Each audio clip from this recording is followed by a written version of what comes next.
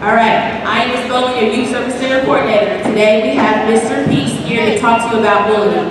So please pay attention and be on your best behavior. Thank you. Thank you so much. My name is Kevin, or Mr. Peace. You guys put your 2 fingers up for peace real quick. I'm from Detroit, Michigan. And I just want to start with some hip hop just to kind of wake us up this morning, if that works with you guys. All right, 2 fingers up for peace. Let's rap it.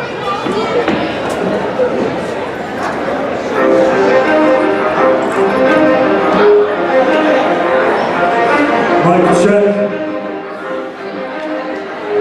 Alright, listen in.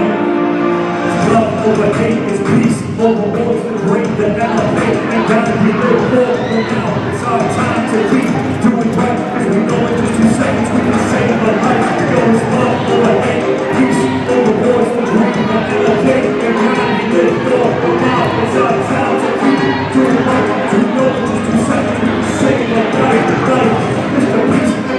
Just to see that my dreams are as empty as my conscience seems to be. You still can't see my dreams, then you need basic surgery. I'm seeing 2020 and I pull away the vision. The moment I arrive, I'm just by what I wear, but which makes me come alive. And it's just not fair, but I'll keep picking strap on me, expecting more remains. And I'll flourish and I'll rap through the flow of my break. To the people, I'm a passion and the reason that I'm rapping. Bring in satisfaction, helping to fuel the team with explain with inspiration. For your players' exploration, only love is what I'm scratching and no room to make. And it don't speak for love over hate. It's the truth that end up hate. And God be good for, but now it's our time to keep doing right. Cause we know in 2 seconds we can save a life. No love over hate, peace over wars, dreams that end up hate. And God be good for, but now it's our time to keep doing right. Cause we know in just 2 seconds we can save a life. Alright, now rolling up.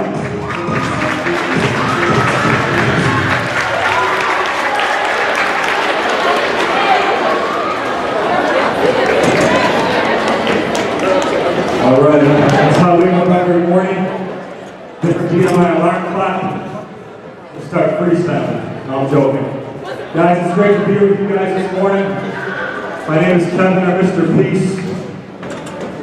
And I have an awesome job. I'm a full-time youth pastor at a church near Detroit, Michigan. On my off days, I get to travel this country. I get to speak to people from age 5 up to age 105. But before I begin my talks, I'd just like to let you guys know, I'd like to let my audience know that every single breath that I take this morning is going to be worth your time. Today's talk has to do with these 2 individuals, Gandhi and MLK, but the whole focus, it's about bullying, but it's deeper than that. It's about seeing someone for their heart before anything else. Like my shirt says, to see people as one race, human, that we see them as human beings before anything else. That we're part of a family here at Stuart within these walls, but outside these walls, we're part of a bigger global family. But you see, my energy is being threatened from the hatred that surrounds me. But I won't let it keep me down because I'm too full of tranquility. And peace, that's the name, homie. That's why I bear this torch. The flame began at birth, born March 3rd, so I can march forth. Into the troubled souls of teens that feel they have no meaning, pumping their hearts chock full of vision till they start seeing that purpose-driven work gives rise to greater purpose, and what's underneath the skin's what counts, not on the surface. Despite what y'all might think, life's not all about the cheddar, Bob. I learned that firsthand that night me and my friends got robbed. 2 pistols cocked and there your whole life flashed before your eyes. But then you have 2 choices: you forgive or you remain full of despise. But I forgave them and I prayed for them because they knew not what they do, and because hate in your heart will consume you too. Peace doesn't mean you won't find violence, trouble, or noise. It means in the midst of all that stuff, all that chaos, you still find calm, that inner joy. 2010 was my hardest year on this planet, physically, mentally, emotionally, spiritually. It started at the end of '09 in October. October 24th, I got a phone call at 7 in the morning from my friend.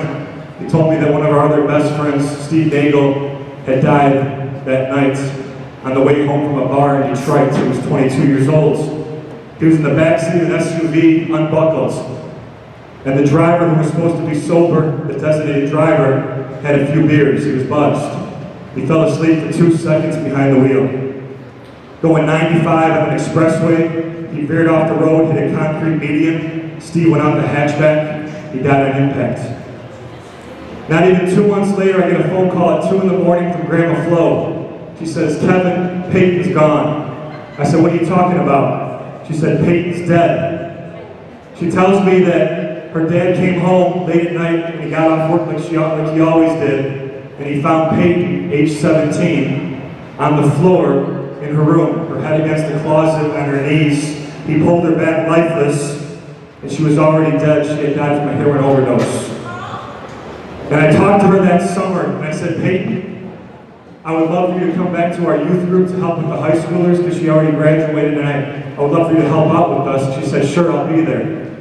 And those are the last words I heard from her. So then, a couple weeks later, my friend Josh, he dies from an oxycodone overdose. So I'm going to these funerals back to back to back. My friend Chad down in Florida, playing semi-pro baseball, is driving home after they win a championship. He's out celebrating, had a couple too many drinks.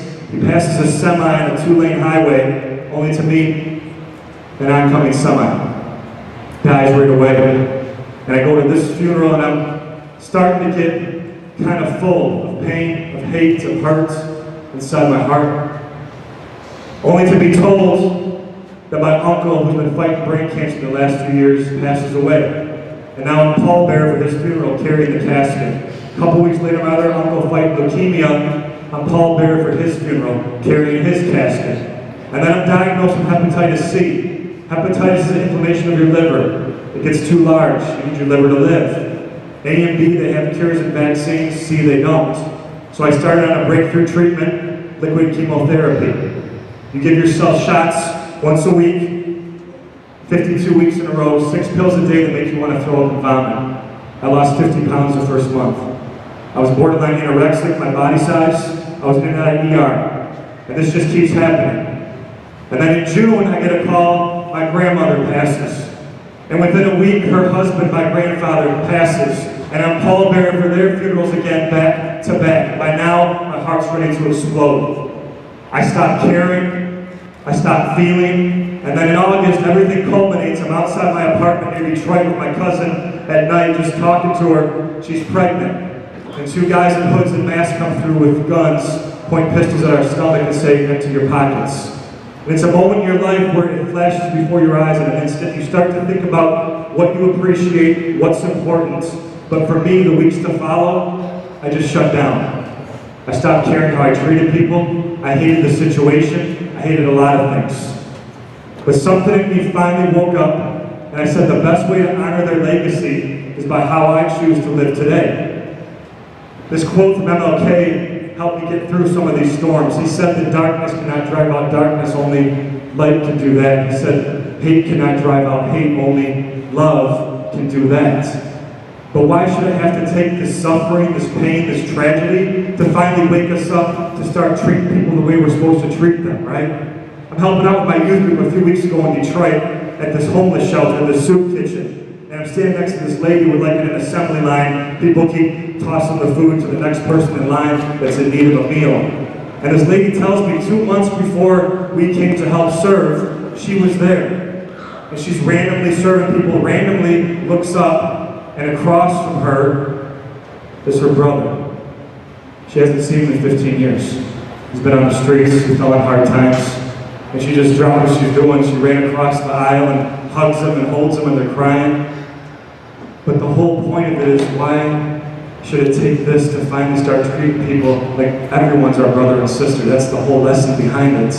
That's how we should be treating the people sitting to the left, the right, back in front of you, to see them as human beings before anything else, but we choose this. So guys, look, I want to go like this real quick. Make a fist. Now go like this. And I'll go do that. Listen, this right here, your fist is as big as your heart.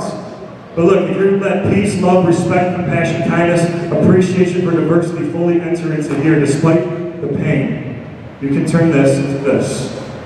And it's 2 because 1 finger's yourself, the other is someone you're trying to lift up higher than yourself, if you choose that. It's also 2 because in 2 seconds, 1 action, 1 word, 1 heartbeat, 1 breath 2 seconds, you either uplift somebody, encourage them positively, it stays on their heart the rest of their life in a great way, or you say something or do something negative that cuts them so deep it destroys a life, it stays on their heart in a very terrible way for the rest of their life. We have this choice, right? I had this kindergartner come up to me a couple months ago when I was speaking back in May. This 5-year-old, she said, "Mr. Peace, you won't believe it, I'm getting bullied." I said, "When did it start?" She said, 10 minutes ago. I said, "Okay, it's not bullying because it's got to be over and over and over and over and over again on purpose to get power over somebody, but the things that aren't bullying, the one-time actions, the one-time situations can still have the same impact on someone's life." We see this in the news. Not too long ago, Caden Cole, age 10, Texas, special needs student. He's playing in a brush field with some of his so-called friends outside their neighborhood in a field where they live. And he's always been the part of the jokes, but he doesn't get it because he learns a lot slower than most of us. So they're teasing him, but he doesn't understand. Well, they thought it'd be funny. They're trying to start a fire by a shed out in this field. They thought it'd be funny to sprinkle some gas towards Caden. Well, some of it gets on him. It's so hot that day, the brush catches fire. He catches fire. 80% of his body is burned. So they go to interview these boys, 4 of them that are facing charges now. And 3 out of the 4 boys, they say that they wanted to say stop to the person that was starting this, the person whose idea it was. They wanted to tell him, don't do this. But being accepted and fitting in was more important in someone's life and doing the right thing. Lanny Turpin, age 9, Alabama. Special needs girl moves to their school. Lanny goes up to her friend and says, "Hey, I want to ask this girl to be my friend." And instead of her friend saying, "No, I'd rather you not," she slams her to the ground, gives her 2 black eyes and a concussion. Age 8, Jordan Jackson, Louisiana. He's walking home from school with his sister one day. They live near the school, their house. He's walking home. Some of his classmates say, "Go back to the cotton farm." He says, "That's racist." They say, "No, it's not." So he starts walking faster. They start throwing wood chips and small rocks at him. He tries to block his sister to protect her. They pull him back, slam him to the ground, pull his arm back so hard they break it, give him a concussion. I'm speaking in San Diego back in April of this year to an elementary. I have an African-American 2nd grade boy come running up to me after my talk crying, telling me that his friends are telling him to go back to where he was born, go back to Africa. He said, "Mr. Peace, I don't understand. I was born in Los Angeles. I was born in California. I don't get it."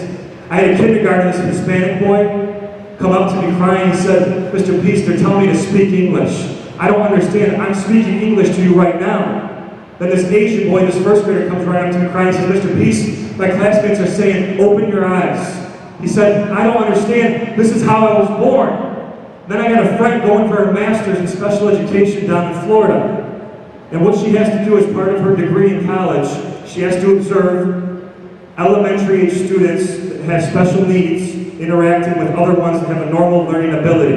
So the day after the election, these 2 6-year-olds come in. One special needs, one isn't. And the one who isn't turns to the girl with special needs and says, "You gotta pack your bags because they're shipping you out of here." And she's like, "What are you talking about?" But here's my question. Do you think this 6-year-old or that 7-year-old, 8-year-old, 9-year-old, 10-year-old thought about these things on their own? No. Guys, people say kids are cruel. People are cruel. They're not cruel. We're just mirrors. We choose to mirror what we're taught here at home, but we can always have a choice of what we reflect, the good or the bad, right? And unfortunately, what we fear, who we fear, because they have a different skin color, because they were born somewhere else, because they speak a different language, because they're a different culture, different background, they were born different than us. We unfortunately, many times, what we fear, who we fear, we hurt. I had a 6th grader come up to me crying. His name was Anthony. He comes right up to me and said, "Mr. Peace, I'm not really racist. I'm just alone." And he was the main reason for the race bullying issue at their school. I had at least 50 kids come up to me after the first assembly, at least a dozen telling me the same issues going on here, crying. And the whole point of this The whole point of this is that despite all of this inside, we still have a choice. And I get it, because when I was in middle school and high school, I was the kid in the back row, making fun of the speaker at the assemblies, cracking jokes. I was the class clown, and I did it because I felt so alone and so empty. I needed anything to fill that void in my heart, in my life. And that's part of the reason bullying happens, because you feel alone. Sometimes it's jealousy. Somebody has a skill or talent you don't have. Sometimes you're just bigger than the person, you want to get a laugh. But the biggest reason, Stuart, I've spoken to almost 20 states, almost 1 million youth in the last 10 years across this country. The biggest reason I see why people bully is because hurt people hurt people. The easy thing to do, if I get hurt and I'm told that I'm not good enough, I'm not pretty enough, I'm not smart enough, I can't do this, I'm worthless, I'm a mistake, I'm the reason for the problem. And I believe that, and I have this hurt and pain, I push it on someone else. That's the easy thing to do. The hard thing is to forgive and to show love. So look, when you're first born, goo goo gaga, right? When you're first born, your heart's kind of like this empty cup, pretty much empty. People haven't said these things that have diminished your worth, your value, your spirit. But little by little, we hear these things, we believe them, and our heart starts to get full of pain. As it starts to get full, it becomes this darker color, eventually turns almost black to represent the pain. Here's my question, what happens if I keep filling this up? Overflow, right? Yeah, the first grader said, it's going to explode! I said, no, it's not. But here's the idea. If this overflows, it could be onto ourselves, we believe the lies someone tells us, or it could be through self-harm. Even worse, it could overflow onto other people, and we see that too often in the news, with the violence, the hate crimes.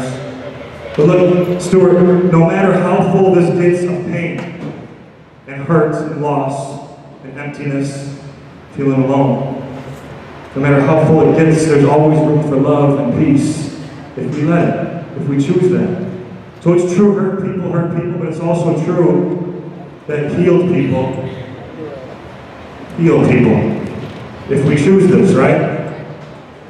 And when we become a healed person, we actually choose to forgive our enemy, somebody that showed us hate, and it's not easy to do, but we have the courage and strength to do that. Now we can actually start to heal and help someone else, if we choose that.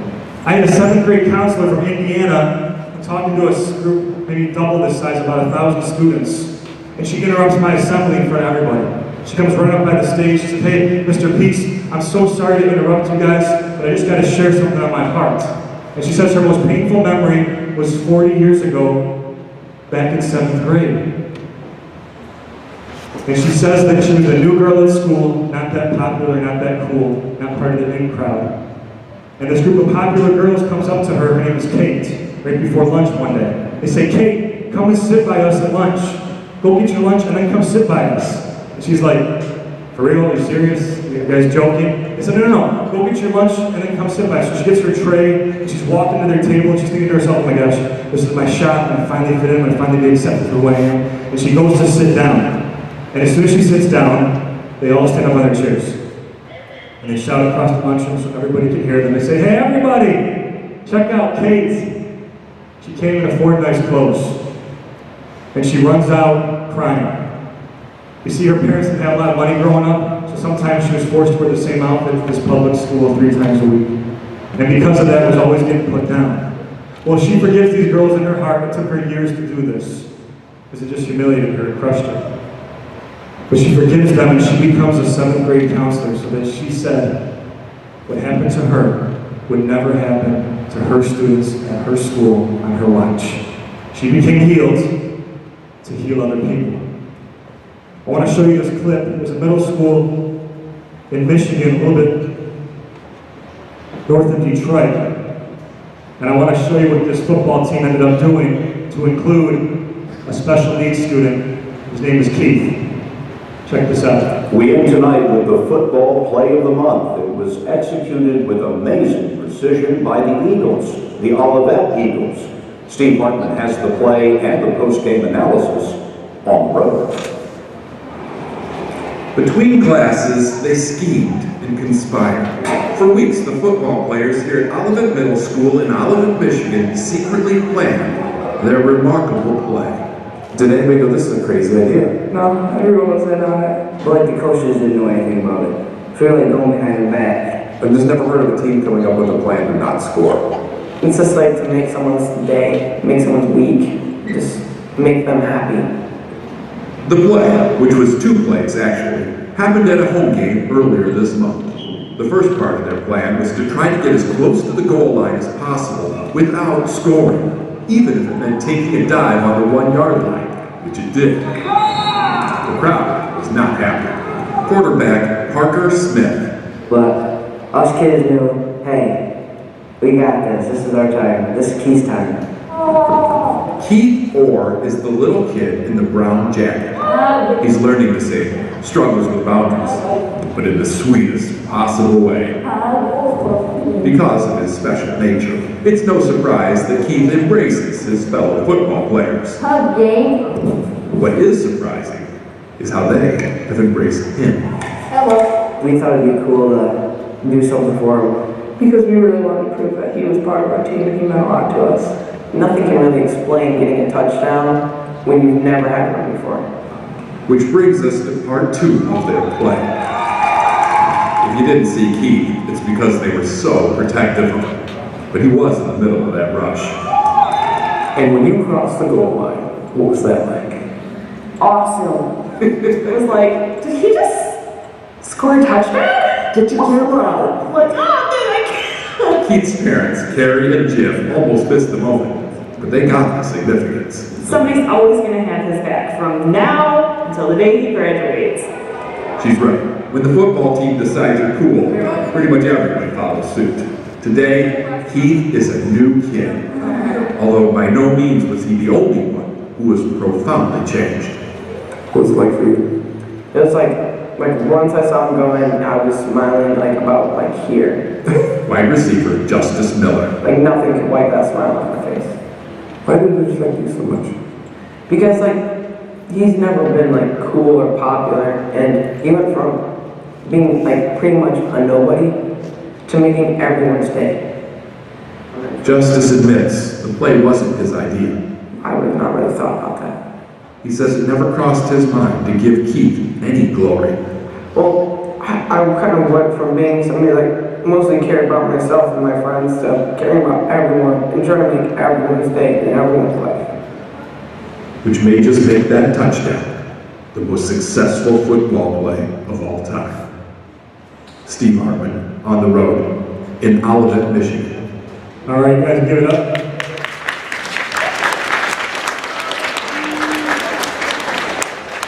So here's what's so cool about this, that when these guys took a knee, this football team, all their parents got pissed. They're like, why didn't you score a touchdown, right?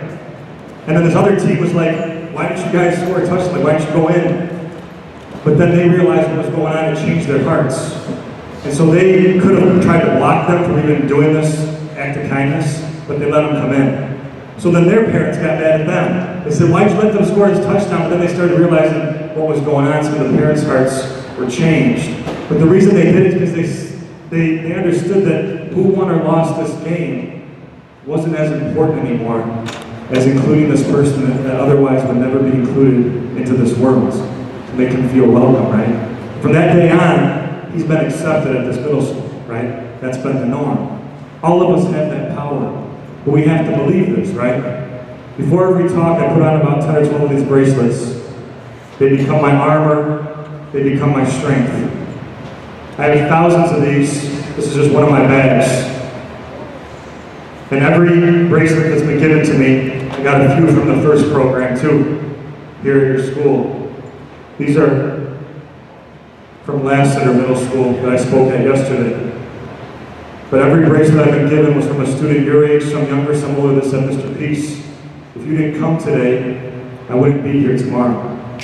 That's how serious the bullying issue was getting in their hearts. And suicide's never about wanting to die, it's about not wanting to deal with the pain anymore. It's gotten too much, right? And so I'm telling the same story and the same talk at a middle school in Pennsylvania to the 6th, 7th, and 8th graders. And I come back 2 weeks later for the 8th grade graduation ceremony. And I'm sitting in the back of the auditorium about the size of this gym. And at the end of the ceremony, you get up on the mic and share what's on your heart. And this mom in the front row with a cane, she can barely walk. She's hobbling to the microphone. And she says, I just wanted to be here for my daughter Julie. I wanted to see her graduate in 8th grade. I'm fighting cancer. I checked myself out of the hospital against doctor's orders because I wanted to be here to see her graduate. And she said, I just want to thank Mr. Peace for saving her life. And she didn't know I was in the back row. But she said the day I spoke, same topic as today, overcoming negative thoughts and lies that people say about you, believing those, replace them with a positive one. But the day I spoke, she went home. She ran into her room. She pulled out a note, and she ran to her mom in the living room, and she tore it up in front of her. And it was her plans that very night.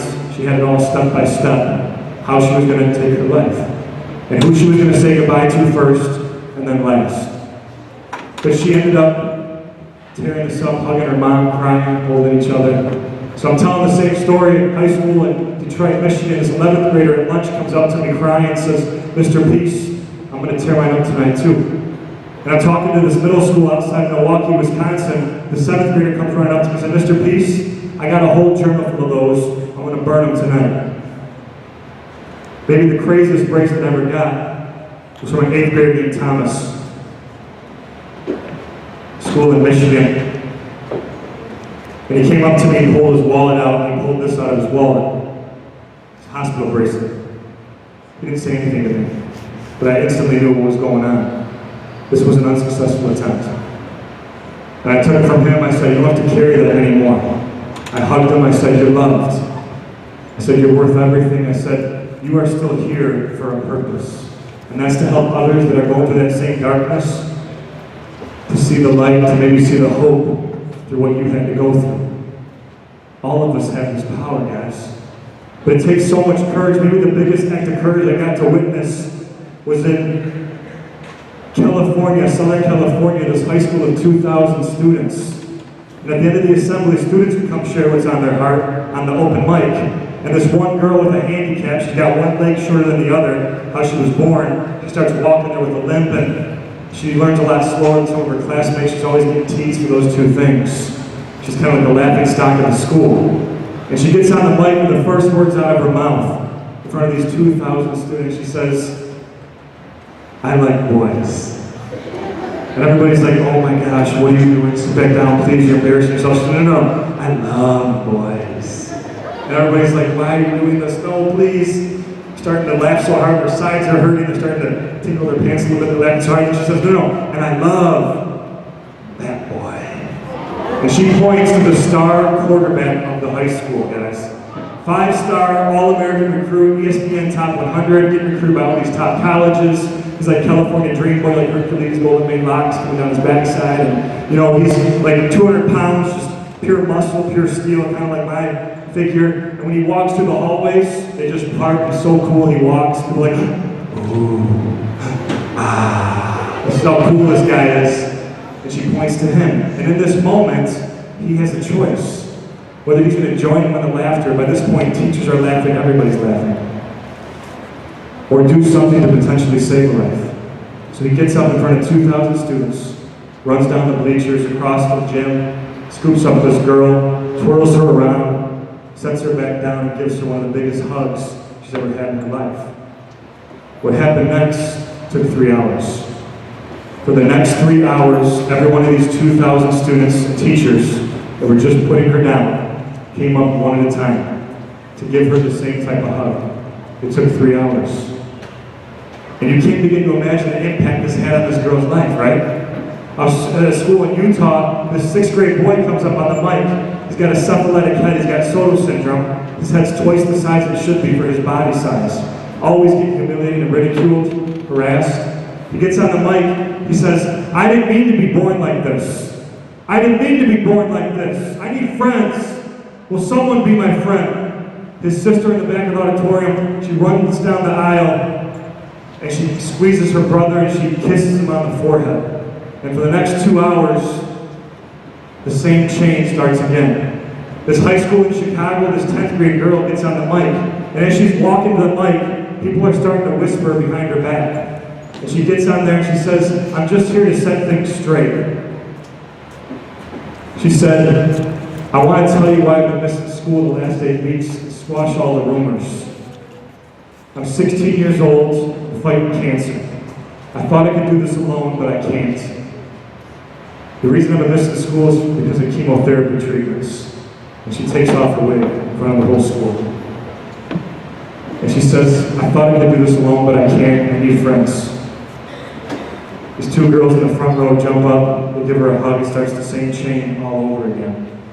And guys, this football player, that boy's sister, these 2 girls, people in this video, the stories I've shared, they risk getting bullied themselves, judged themselves, put down themselves, ridiculed themselves, spit on themselves, just to include someone that otherwise wouldn't be included. They risked everything.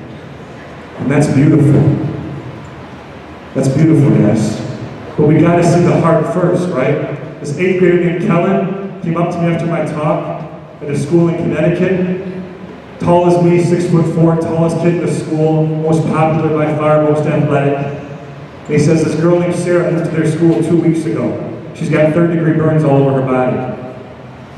And he tells me that their house burned down, her and her mom. They made it out alive, but as a result, she got these burn marks.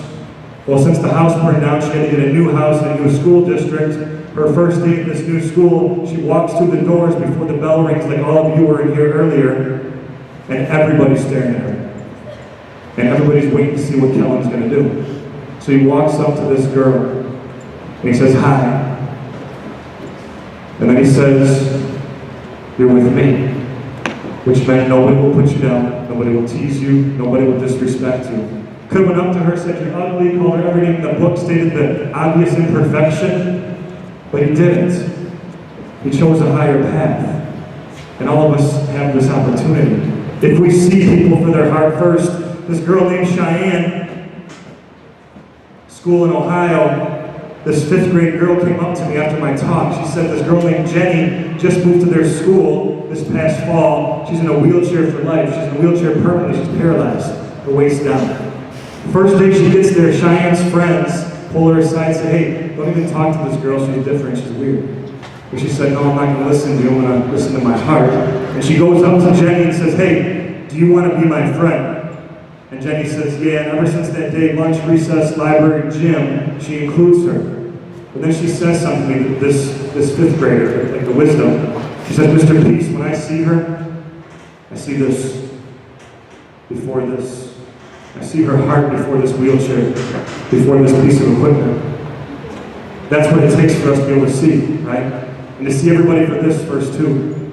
On your hand, I traced mine, but every one of you on the palm of your hand has the letter M etched on your palm.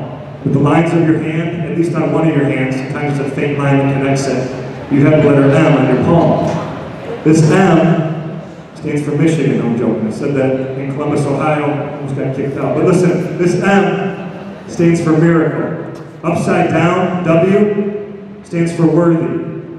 But we have to see that because so many youth can't. So many people can't. We got to be the light to their mirror to be able to see this. I had this 7th grader come up to me named Dylan from a school out west. He was really short, always getting put down because of his size, because he was born in the Middle East. He was getting teased because of that. And he was also getting put down within his own family. He was one of the stepchildren and not really accepted. His parents had got divorced. And he pulled this out of his pocket, and I laminated it so I can remember it. He said, Mr. Peace, I stare at this and remember who I am at least once a day. I'm a mistake. He said, I'm a mistake. And he gave this to me. He said, Mr. Peace, you weren't here today. What it seems like tomorrow. He said, I don't want to believe this anymore. I want to believe this.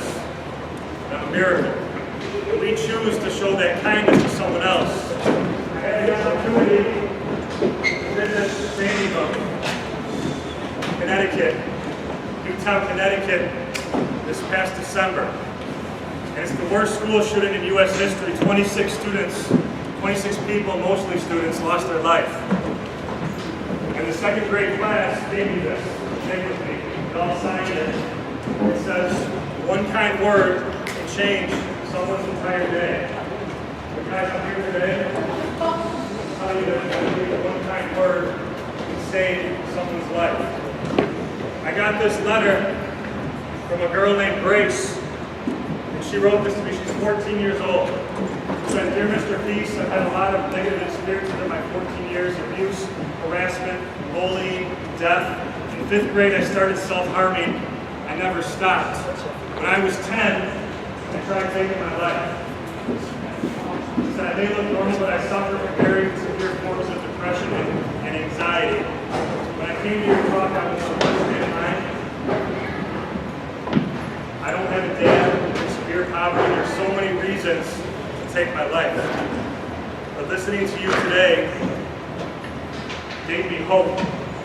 Praying to you, you saved another life from grace." Guys, all of us have that power, right? If something I shared today touched your heart, can you raise your hand? Thank you. Hands down. So that means you guys are giving a gift. Now it's up to you to go share that gift. I'm going to be giving you guys all your teachers are going to be getting The TVs. Okay, I think they're coming back now. Guys, I'm going to be giving your teachers copies of my card. It says Mr. Peace on the back. Instagram, YouTube, Twitter, Facebook. If you want to download my music, MrPeace.net.org. If you want to reach out to me, we don't have time to talk after this talk. You want to share something on your heart, you guys can DM me, send me an email. I don't always get back to you right away. This was Sandy Hook. But I always get back to you, that's my promise. If you guys want to reach out, that's my information right here. If you want to write it down, you guys can follow me, I'll follow you back. And look, I don't have all the answers. I just try to reflect what you guys already know, that you're beautiful, that you're miracles. I don't come to these talks trying to pretend that I know what goes on behind closed doors, because I don't. I just come with an open heart, trying to touch a small piece of yours. So you guys have been awesome. If you want to continue the message, I got shirts like this online, One Race Human in different colors. I also got these shirts that say, keep your head up, upside down, on purpose. So if you're feeling down, it says keep your head up. I see some tears, and that's a sign of strength. On your way out, if you want to give me a hug or a high five, that'd be great. Hopefully I get to come back in and share my heart with you guys. I'm going to close with some hip hop, because that's what I do. So 2 fingers up for peace again, guys. Thanks for touching my heart. Stuart. I got to get in my zone.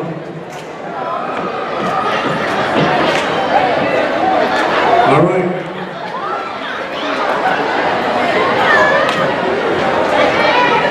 Two fingers up for peace.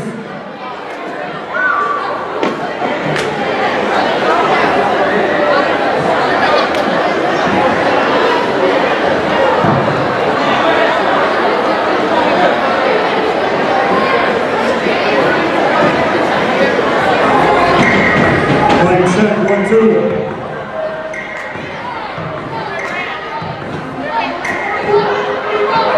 All right, 2 fingers up for peace. Thank you guys for being here today. Much love. Listen to Stuart. Check it. It's up to us all to put a stop to the bull at the classroom halls. And within these walls, I want to go to school no matter the grade. I feel safe, I feel loved and celebrated. So I gotta put myself in the other person's shoes, cause what I say like hurt and stay stuck like glue on the other person's heart, and that's just not right. I gotta stand up, Stuart, for what I know is right. If I see someone get bullied, I think of this rag band, do what I can, all that I can to take action. Now is the time, and it's okay to tell an adult or a teacher and get some help. Yo, it's up to us all. We'll stop from the floor in the classroom halls and within these walls. I wanna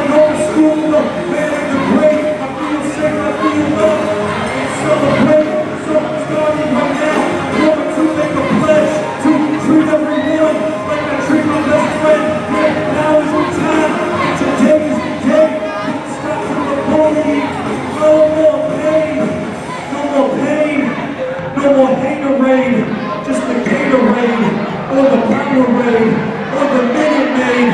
Now we got it made. Peace, love, thank you guys.